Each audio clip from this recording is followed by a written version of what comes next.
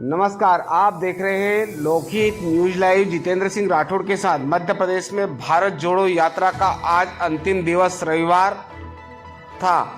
सोयत नगर से यात्रा डोंगरगांव पहुंची, जहां जय किसान विद्यालय में माननीय पूर्व मुख्यमंत्री कमलनाथ जी एवं राहुल जी ने विशाल जन समुदाय को संबोधित किया। वहीं मंच पर दिग्विजय सिंह राहुल जी के साथ कमलनाथ जी ने जनता का अभिवादन किया।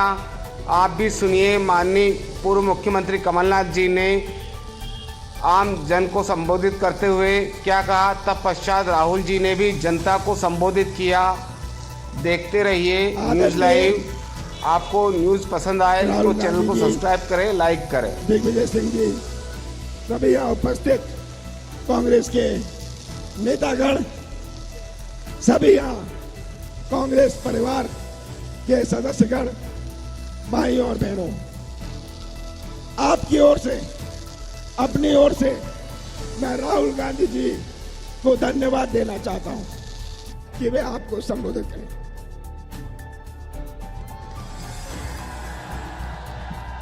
धन्यवाद कमलनाथ जी, दिग्विजय जी और कांग्रेस के हमारे सब वरिष्ठ नेता आज यहाँ खड़े हैं, मगर शायद आपको दिख नहीं रहे हैं, तो मैं इनका यहाँ पे स्वागत करता हूँ। और जो हमारे प्यारे कार्यकर्ता हैं, आपका भी बहुत बहुत स्वागत।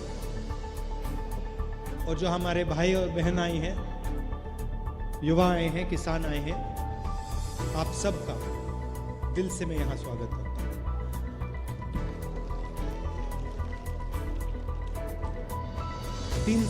आपके 370 किलोमीटर दूर, 370 किलोमीटर हम मध्य प्रदेश में चले। उससे पहले तमिलनाडु, केरल, कर्नाटक, आंध्रा, तेलंगाना, महाराष्ट्र से ये यात्रा निकली और अब राजस्थान, हरियाणा और दिल्ली जाएगी। और फिर श्रीनगर में हम ये जो तिरंगा है उसको लहराएंगे। ये जब हमने ये यात्रा शुरू की तो काफी लोगों ने हमें कहा, बातचीत हो रही थी कांग्रेस पार्टी में, तो काफी लोगों ने कहा कि देखिए, इस यात्रा को गाड़ी में करना चाहिए। दिग्विजय जी हैं यहाँ पे, उनको याद होगा जब दिग्विजय जी और बाकी लोगों ने कहा कि इस यात्रा को गाड़ी में करना चाहिए, तो मैंने कहा अगर आप यात्रा को गाड़ी में करवाना चाहते हैं तो मैं आपका आदमी नहीं हूं। फिर आपको किसी और से करवानी पड़ेगी। अगर यात्रा पैदल करनी है तो फिर मैं यात्रा करने के लिए तैयार हूं। और इसके पीछे मेरी सोच थी, सोच ये थी कि 21वीं सदी के हिंदुस्तान में जो हमारे राजनेता हैं, और मैं सिर्फ किसी एक पार्टी की बात नहीं कर रहा हूं, मैं सब पार्टियों की बात कर रहा हूं, कांग्रेस, बीजेपी, बीएसपी, सब पार्टी की बात कर रहा हूं। जो हमारे राजनेता हैं उनके बीच में और जनता के बीच में बहुत दूरी हो गई है। राजनेता कभी हवाई जहाज में उड़ते हैं, हमारे तरीके से उड़न खटोला बोल दो उसको उड़न खटोले में आते हैं, कभी गाड़ी में आते हैं। और मैंने सोचा कि 21वीं सदी में अगर हिंदुस्तान को समझना है, हिंदुस्तान के किसानों से बात करनी है, उनकी इज्जत करनी है, युवाओं की इज्जत करनी है, मजदूरों की इज्जत करनी है, तो पैदल चलने की जरूरत है।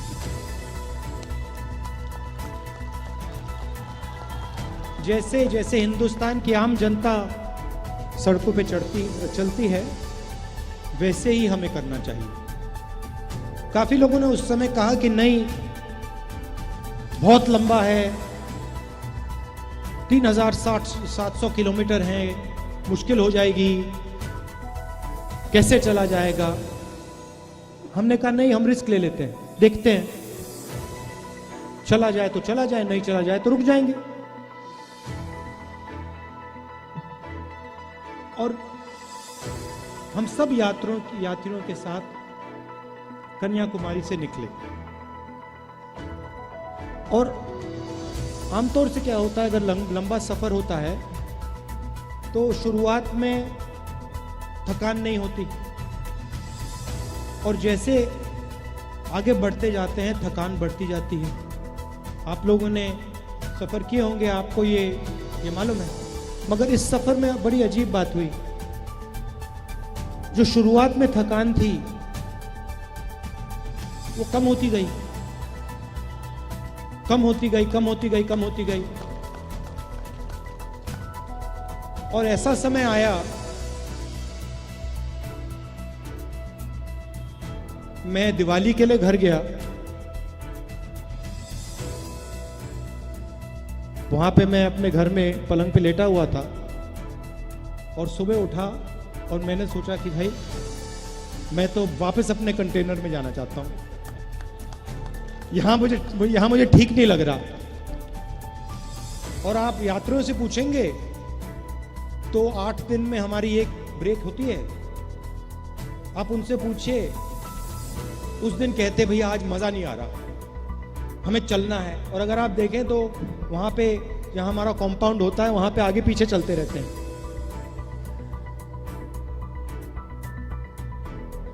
ये क्यों हो रहा है? क्योंकि हम अपनी शक्ति का प्रयोग नहीं कर रहे।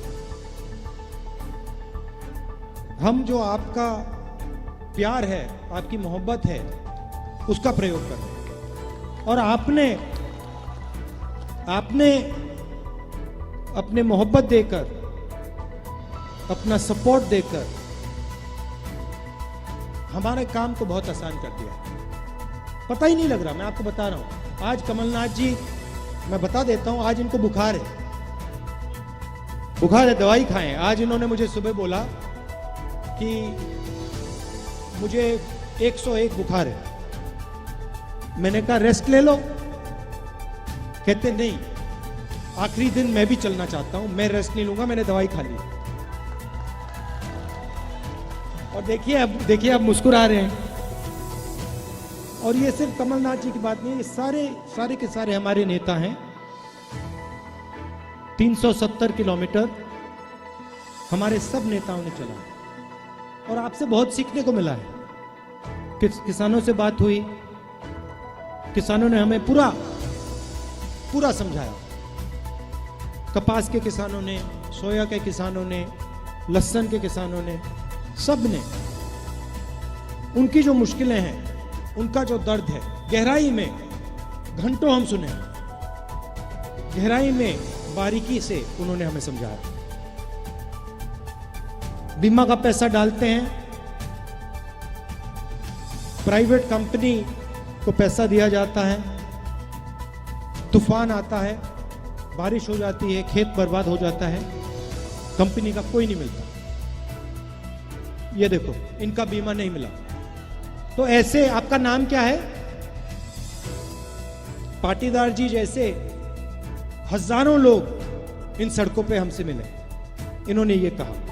देखिए, मैं आपसे पूछता हूं, आपको जो यहां किसान खड़े हैं, आपको सोयाबीन के लिए सही दाम मिलता है? ये देखो, फर्टिलाइजर के दाम,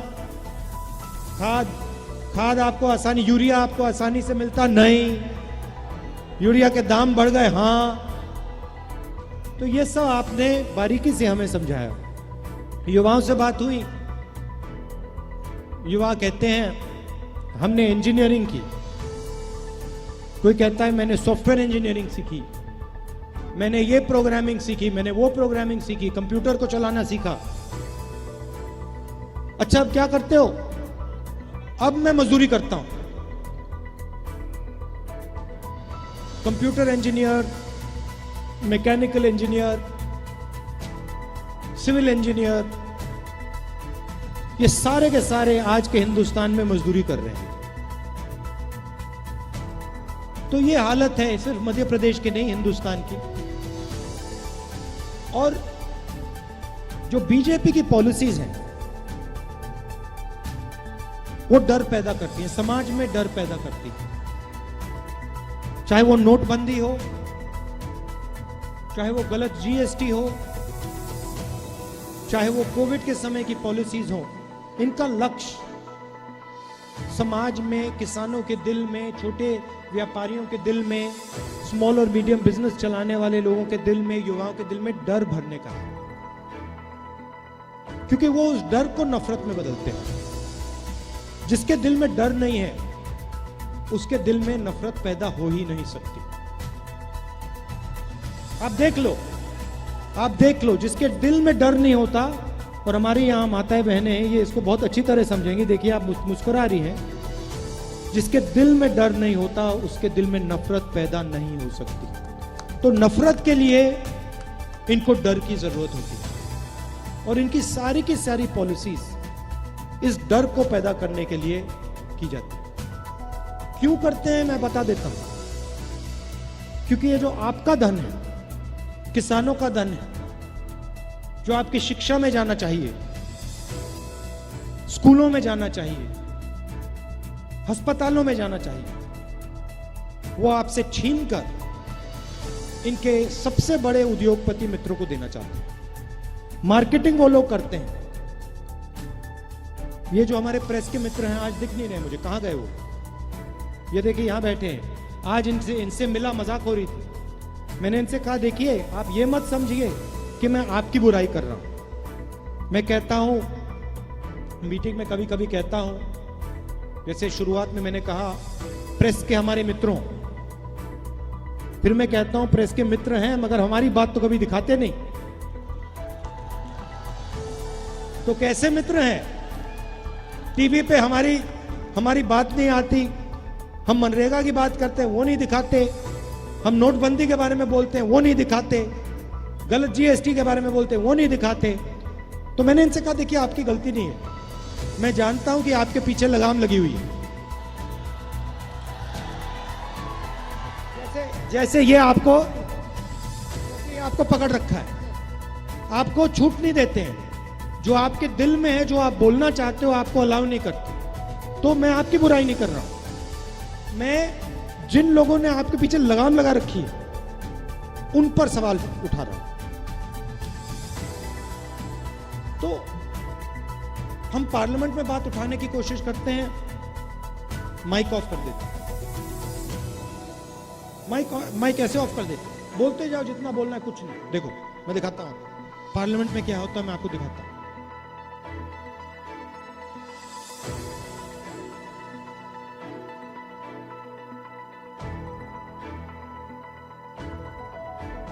तो अब पार्लियामेंट का रास्ता बंद कर दिया।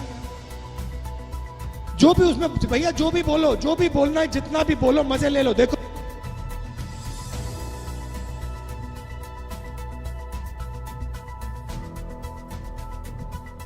आवाज ही नहीं आती।